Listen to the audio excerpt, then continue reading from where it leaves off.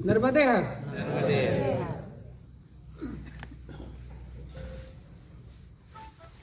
मैं कल जब पुरा से निकल रहा था, आज सुबह, तो असल में मैया की जो परिक्रमा है वो तीर्थों की परिक्रमा है। मैया की जो दिव्य धारा है,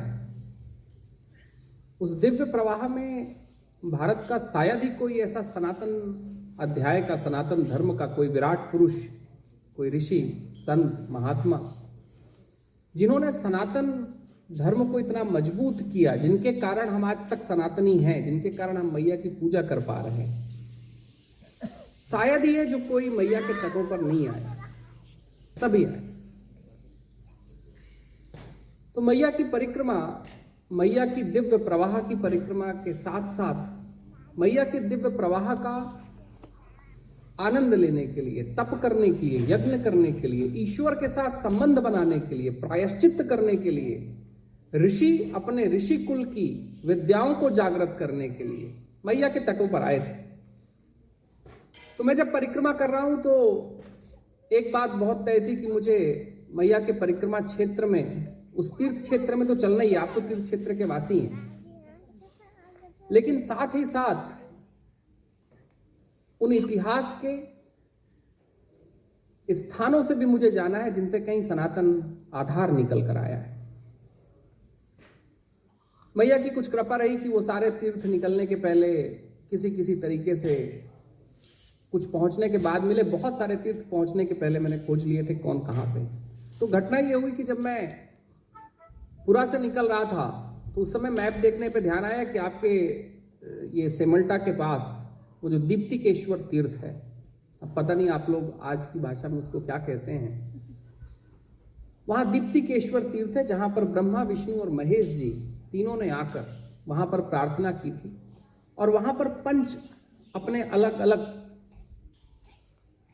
शिव भगवान की स्तुति करते हुए वहां पर उन्होंने अपने अपने नाम से शिव जी के स्थान बनाए थे। उसको स्कंद पुराण में दीप्तिकेश्वर तीर्थ कहा जाता है, जहां से युगों का प्रकाश मिलता है। तो जब मैंने मैप देखा, मैंने बोला कि भाई दीप्तिकेश्वर तीर्थ तो जाना है।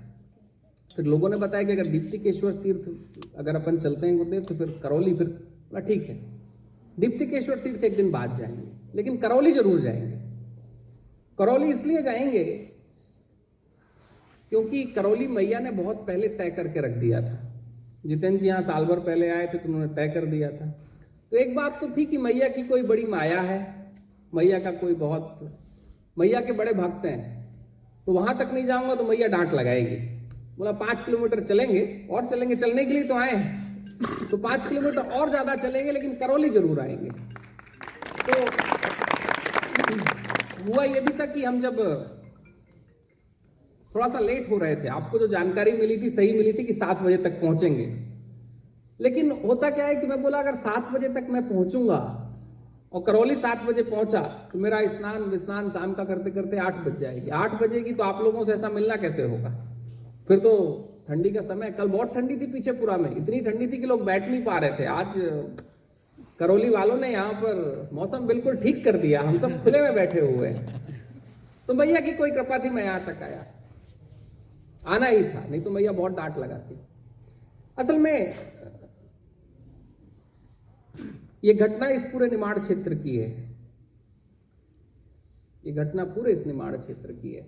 और यहां तो अब मैं जब इस तट में आया हुआ हूं, तो जब पिछले तट से मैं होके गया था और इस तट में आया हूं, अनुभव उतने ज्यादा प्रगाढ़ हो रहे हैं। एक बात तो है कि आप लोग परिक्रमा क्षेत्र में जो सेवा का कार्यक्रम कर रहे हैं वह अद्वितीय। मैं लगातार एक बात रोज कह रहा हूं, नए लोगों के बीच कह रहा हूं, लेकिन जो मुझे रोज सुनते हैं उनके लिए लग रहा होगा कि विवेक जी रोज रोज एक बात जरूर कहते हैं कि परिक्रमा के क्षेत्रों में आप सब जो रहने वाले लोग हैं, इन लोगों की सेवा, ये जो प्रकल्प, मैं इस अगर प्रकल्प की बात करूं जहां पर इतने परिक्रमावासी आते हैं, भोजन प्रसादी करके जाते हैं, आप लोग सेवा का अध्याय उन्हें देते हैं, लेकिन सेवा के अध्याय से ज्यादा उनकी परिक्रमा को आप बड़ी आसान बना देते हैं। परिक्रमा को आसान इसलिए बना देते हैं कि जब प्रेम के उद्गार से जब भोजन मिलता है तो वो केवल भोजन नहीं होता, उसमें आप लोग जो प्रेम भर के दे देते हैं, तो अगर उसको 2 किलोमीटर चलना होता है तो वो 20 भी बड़े आराम से चला जाता है। तो आप उसकी परिक्रमा बड़ी मजबूत कर देते हैं, बहुत आसान कर देते हैं। ये बड़ा विषय है। ये बड़ा विषय इसलिए है कि मैया के परिक्रमा क्षेत्रों को आप अगर छोड़ दीजिए तो पूरे राष्ट्र में अगर आपको तीर्थों में अगर जाना है तो अपने बटुए तलाशने पड़ते हैं, अपनी जेब देखनी पड़ती है। ये मैया का परिक्रमा क्षेत्र है और आप जैसे लोग हैं जिनके परिवारों की परंपरा, जिनके वंश की परंपरा, जिनके गांवों की परंपरा इतनी पुरानी हो चुकी कि परिक्रमा वासी अगर यहां से निकलें तो शायद बटुए का बोझ ज्यादा हो जाता है, उनको छोड़ना ही पड़ता है क्योंकि यहाँ इसकी आवश्यकता नहीं होती। ये केवल मैया का तीर्थ क्षेत्र और आप लोगों के कारण, आप लोगों के इस कार्य के लिए मैं सबसे कह रहा हूं। आज मेरी बहुत लंबी चर्चा हो रही थी, साथ में सुबह से थे हमारे साथ सुनील जी, तो सुबह से एक चर्चा हो रही थी। मैं उनको एक बात लगातार कह रहा था, मैं उनसे बात कह रहा था कि मैया के परिक्रमा क्षेत्रों में जो कार्य हो रहा है, जो सेवा चल रही है, जो सेवा के प्रकल्प चल रहे हैं और परिक्रमा को इतना आनंदमय बना दिया जा रहा है, ये पूरे देश को सीखना चाहिए। अगर पूरे देश के सनातनी परिक्रमा के क्षेत्रों की जो सेवा और जो भाव से लोग परिक्रमा करा रहे, अगर देश पूरा सीख लिया तो मुझे लगता है कि भारत के सारे तीर्थों में जाना सनातनियों के लिए बड़ा आसान हो जाएगा। उनके लिए भी आसान हो जाएगा जिनके पास कुछ नहीं है, और जिनके पास बहुत कुछ है वो भी ऐसे जाएंगे कि उनके पास कभी कुछ था ही नहीं। एक बड़ी समरसता आ जाएगी मैया के परिक्रमा क्षेत्रों में, चाहे वो कोई भी चले, बड़ी समरसता है। चाहे वो बटुए भर के चलने वाला हो या जिसके पास कुछ नहीं हो, समरसता है, सब बराबरी में चल लेते हैं। मैया का क्षेत्र है, या आप लोग ऐसा क्षेत्र बना दिए, आपके लिए बहुत बहुत साधुवाद। करौली वासियों के लिए बहुत बहुत साधुवाद। जितेंद्र जी ने जैसा एक बात कही कि मैया की जो परिक्रमा है वो स्वार्थ की नहीं हो सकती, और आज तक मैया के परिक्रमा क्षेत्रों में जो परिक्रमा का आधार है, जो लाखों सालों की हमारी परंपरा है, मैं लाख साल कह रहा हूं, बताऊंगा क्यों लाख साल कह रहा हूं। इन लाखों सालों की परंपराओं में स्वार्थ के अध्याय से कभी मैया का परिक्रमा या तीर्थ क्षेत्र रहा ही नहीं। न यहां के तीर्थ क्षेत्र के रहने वाले लोग स्वार्थ की सेवा कर रहे हैं, परमार्थ की सेवा कर रहे हैं। तो मैया के परिक्रमा का जो क्षेत्र भी है वो भी परमार्थ का क्षेत्र है। परिक्रमा में जब चलना हुआ तो बहुत सारे विषय, जितेंद्र जी का अपना एक सामाजिक आधार रहा है, उन्होंने बहुत सारे विषय बताए जो विषय परिक्रमा के क्षेत्रों के लिए बड़े महत्वपूर्ण के हैं, सेवा के विषय बहुत महत्वपूर्ण के हैं। परिक्रमा के क्षेत्रों में समाज के आधार से क्या हो रहा है वो बड़े महत्वपूर्ण है। मुझे लगा कि एक बात बड़ी जरूरी होगी कि मैं अगर मैया की परिक्रमा कर रहा हूं तो उन लोगों के साथ एक नूतन परिवार बनाते हुए चलूं, जिस परिवार की कामना कभी इस राष्ट्र ने परिक्रमा के क्षेत्रों में सारे संतों के द्वारा की थी। क्योंकि जब हम परिवार बनाते हुए चलते हैं, मिलते जुलते, लोगों के बीच बैठते हुए, आपस में जो वहां सेवा का कार्य कर रहे हैं उनको अप्रिशिएट करते हुए, उनके बारे में स्वयं जानकारी लेते हुए और दूसरों को देते हुए, तो एक तो होता है कि नया परिवार बन जाता है। और मैया की तीर्थ की जो यात्रा है वो तो नए परिवार बनाने की है, नए संबंध जोड़ने की है। इसलिए संकल्प देने वाले सारे पंडित कह देते हैं कि छोड़ो अपना कुटुंब कबीला, अपना कुटुंब कबीला छोड़ दो, अब नया कुटुंब कबीला पकड़ लो ना भाई, भूल जाओ, पीछे मुड़ के जाना नहीं। इसलिए मत जाना क्योंकि आगे तो परिवार आपके बन ही रहे हैं, सारे संबंध आपके नए बन रहे हैं। तो मैया का परिक्रमा क्षेत्र तो उदित क्षेत्र है। हाँ, एक बात तय है कि मैं चलते चलते तीर्थ क्षेत्रों के बारे में जरूर सब लोगों से चर्चा कर रहा हूं। इसलिए मुझे लगा कि जो मैया के तीर्थ क्षेत्र है जिनको आज तक आप लोगों ने सुरक्षित रखा हुआ है, आप लोगों ने एक बड़ी जवाबदारी इस राष्ट्र की निभाई है। जो परिक्रमा के क्षेत्रों में रहने वाले लोग हैं कि आज भी तीर्थ क्षेत्र वहां पर मौजूद हैं। पूरे मैं करीबन 1000 से ज्यादा किलोमीटर चल चुका हूं। कुछ ही स्थान थे जहां पर तीर्थों में ताले लगे हुए थे, नहीं तो बाकी सब जगह तीर्थ है। हाँ, ये बात अलग है कि तीर्थों के इतिहास के बारे में, उनके शास्त्र के बारे में शायद स्थानीय लोगों को उतना आइडिया ना हो। जैसे मैंने अभी बात कही कि जब मैं मैया के क्षेत्र में निकल रहा हूं हमने देवपथ लिंग के जब दर्शन किए, ये वो क्षेत्र रहा है जहां से स्वयं देवताओं ने मैया की जब परिक्रमा करनी चाहिए थी तो उस जगह से परिक्रमा उठाई थी। वो जो बोधवाड़ा का आपका स्थान है वहां से परिक्रमा उठाई थी देवताओं ने और वहीं पर परिक्रमा लाकर समाप्त की थी। जहां से देवता परिक्रमा उठाए रहे हैं, जरा सोचिए वो कितना पुण्य और पवित्र तीर्थ नहीं होगा। इसके तीर्थों के ऊपर जब शास्त्रों की जानकारी जाती है तो बहुत सारे जो अपभ्रंश है वो खत्म हो जाते हैं। जैसे वहां के स्थानीय लोगों ने मुझे बताया कि जो वहां से परिक्रमा लेकर गए थे उनको बड़ा नानुकुर की गई थी कि तुम उत्तर तट से परिक्रमा उठा रहे हो, मैया के ऊपर जाना पड़ेगा। जरा सोचिए कि कितना बड़ा अपभ्रंश है कि जहां से देवताओं ने परिक्रमा उठाई हो वहां से तो मेरे को लगता है जो भी उत्तर तट के वासी हो वहीं से परिक्रमा उठानी चाहिए। इन तीर्थों के शास्त्रों को और जो शास्त्र की जो परंपरा है, जब हम तीर्थों की परंपरा जान लेते हैं तो बहुत सारे अपभ्रंश खत्म कर देते हैं। मैं आगे बढ़ा, जो आपका बागेश्वर तीर्थ है जहां पर बाग नदी का एक महत्वपूर्ण संगम है, उस संगम में कहा जाता है, पता नहीं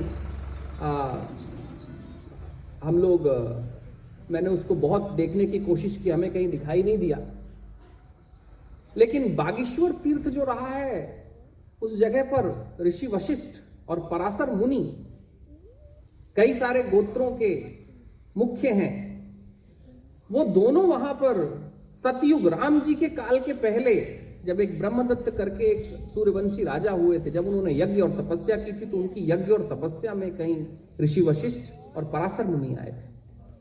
जरा सोचिए सतयुग की वो तीर्थ, महत्वपूर्ण तीर्थ। बहुत सारे पराशर गोत्र वाले जो हैं उनको पता ही नहीं है कि हमारे जो कुल के वंश के जो मुख्य थे वो कहां पर प्रार्थना करके गए थे। और पूरे मैया की परिक्रमा क्षेत्र में दो ही जगह है जहां पर पराशर मुनि की जगह है, ये जगह है और मंडला में एक नदी का संगम है, वहां पर माना जाता है कि उनने तपस्या की, कोई स्थान नहीं बनाया था, स्थान यही है। जरा सोचिए कितने महत्व का स्थान हो गया वो। आप थोड़ा और आगे जाएंगे सेमलटा में, या सेमलटा जिसको भी आप कहते हैं, मैंने कहा दीप्तिकेश्वर तीर्थ, जहां ब्रह्मा विष्णु महेश तीनों ने आकर प्रार्थना की थी।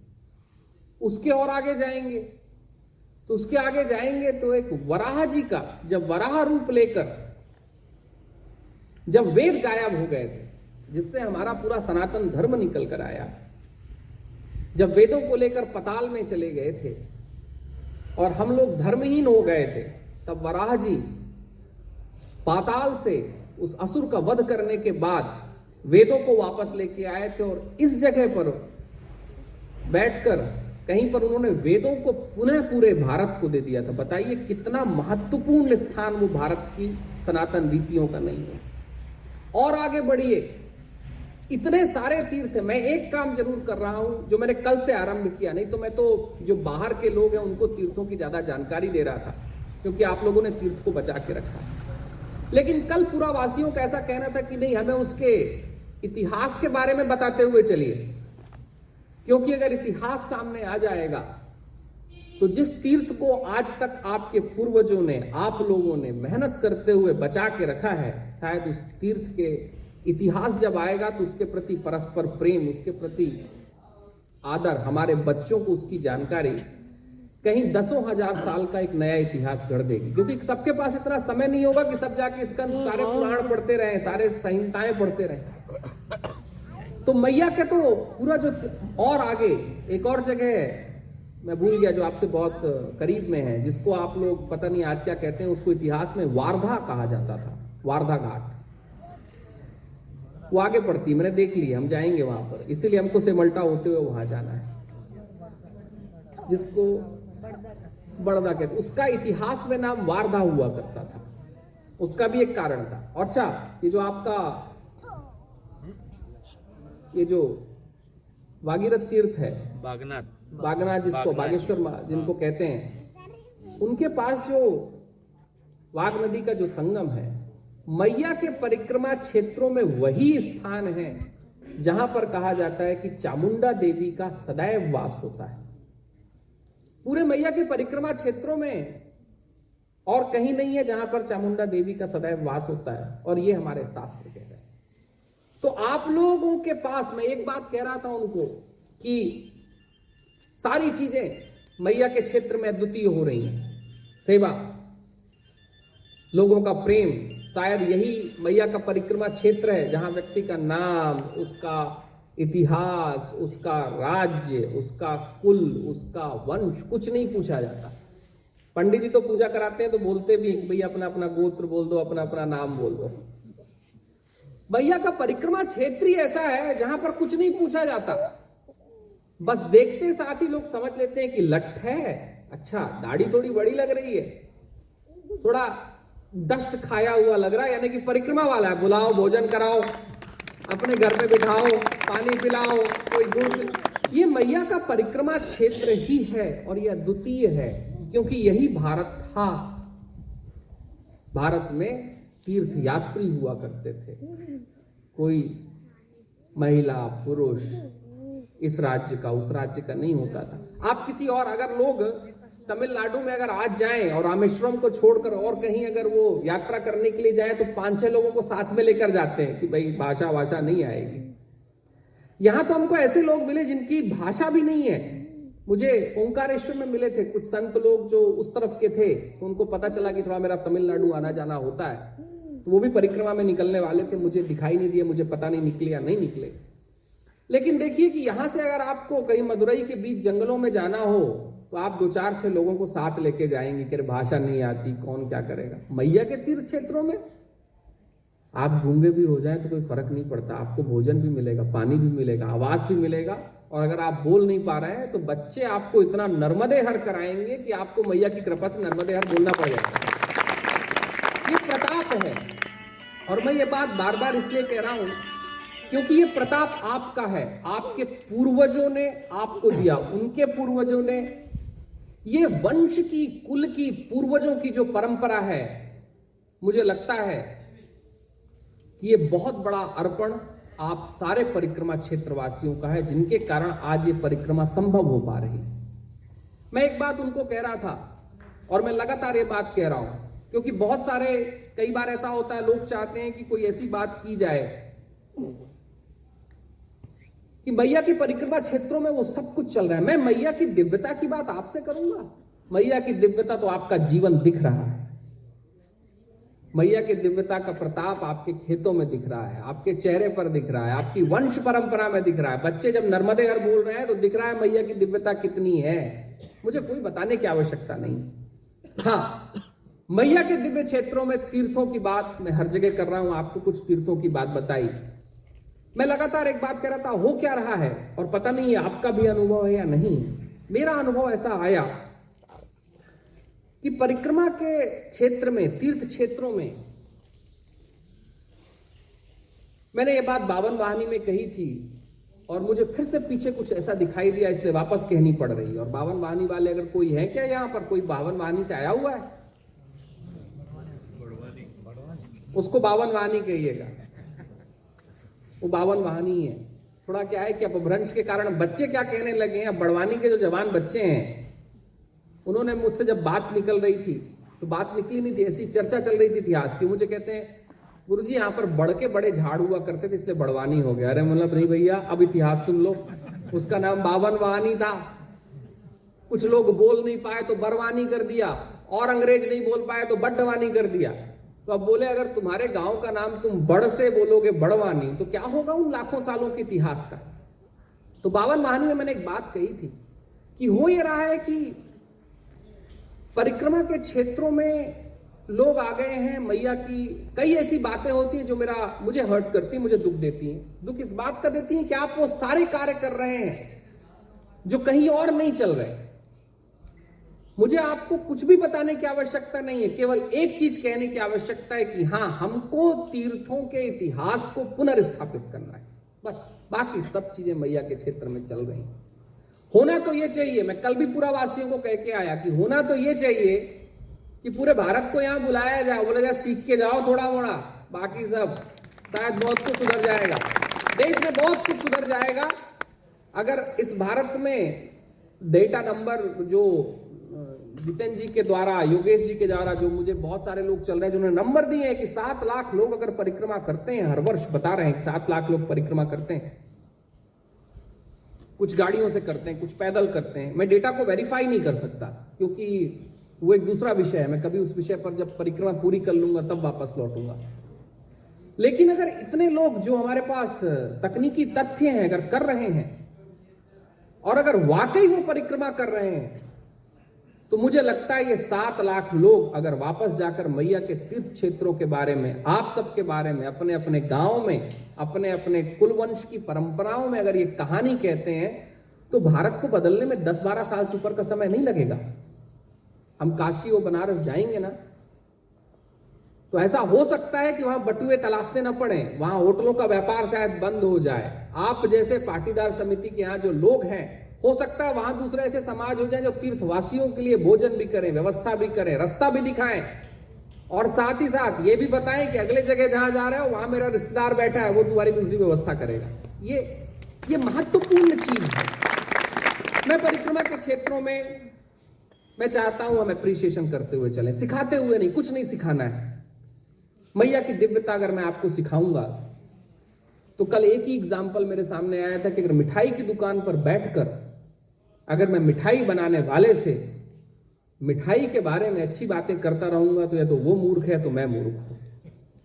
और तीसरा कुछ नहीं हो सकता। जो लोग मैया की दिव्यता में बैठे हुए हैं और जीवन काट रहे हैं, उनसे मैया की दिव्यता की बातें करना, इससे बड़ी मूर्खता और कुछ नहीं हो सकती। हाँ, मैया की दिव्यता के तीर्थ क्षेत्रों के इतिहास के बारे में बातें करना, शायद इतिहास का स्थापन होगा, ये बच्चे जानेंगे। फिर ये बड़वानी नहीं, मेरे मुंह से बोलने के बाद बहुत सारे लोग बावन वाहनी कहेंगे, फिर ये सेमलटा नहीं कहेंगे, दीप्तिकेश्वर तीर्थ कहेंगे। फिर हो सकता है कि आप में से कुछ लोग इकट्ठे हो जाएं और बोले भैया इतिहास का दीप्तिकेश्वर तीर्थ है, चलो एक बोर्ड लगाओ कि दीप्तिकेश्वर तीर्थ जाने के लिए रास्ता ये है। हो सकता है हम अपने इतिहास को पुनर्स्थापित कर दें। मैया की दिव्यता में आपका जीवन है, आपने जिया है। उस जीवन को हम जब आते हैं तो अनुभव करके जाते हैं आप लोगों के तरफ से कि वाह मैया का क्या प्रताप है। शायद ऐसा प्रताप पूरे राष्ट्र को मिल जाए तो मैया का राज्य तो बन जाएगा, इतना तो तय है, मैया का राज्य तो बन जाएगा।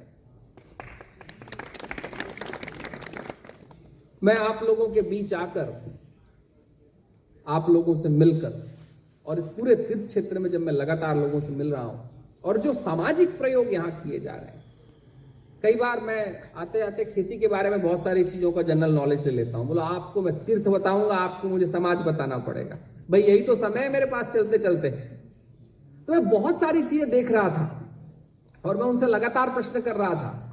उन्होंने भी सोचा होगा, लगता है विवेक जी वापस जाकर खेती वेती शुरू करने वाले हैं क्या।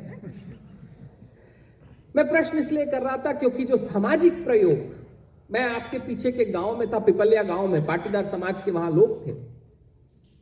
मैंने वहां का सामाजिक प्रयोग देखा और वो लगातार मेरे दिमाग में चलता रहा कि कितना वहां के जो सामाजिक प्रयोग चल रहे हैं, जो हर एक गांव में सामाजिक जो कुछ प्रयोग चल रहे हैं वो अद्वितीय हैं। और ये मैया के क्षेत्रों की परंपराओं के कारण है, इतना तो तय। मैया ने इतना ज्ञान और इतनी आराधना और इतनी दिव्यता दी है कि हम पूरे समाज को साथ में लेकर चल लेते हैं। और समाज को ही साथ में लेकर नहीं चलते।